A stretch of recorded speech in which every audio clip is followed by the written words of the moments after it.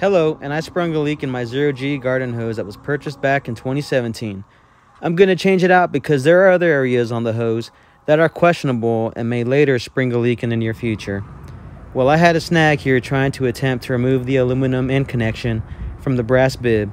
The 0G hose that I purchased, the connections are 100% aluminum. The newer models have a brass insert that prevents a phenomenon known as galvanic corrosion. Galvanic corrosion is a condition that occurs between two dissimilar metals pressed together.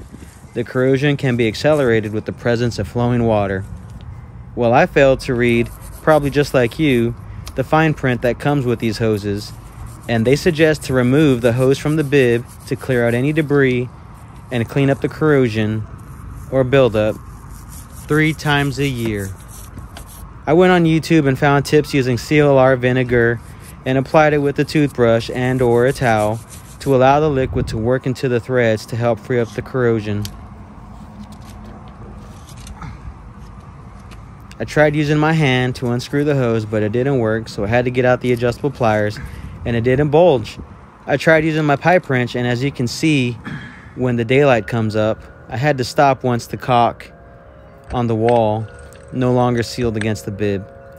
Well, my suggestion is to install a plastic quick connect or plastic adapter to prevent having to do this in the near future. Eventually, I had to use my Dremel tool to cut a vertical line through the aluminum and a flathead screwdriver to pry the connection off the bib.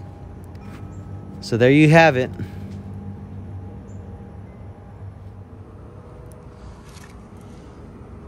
And don't do this.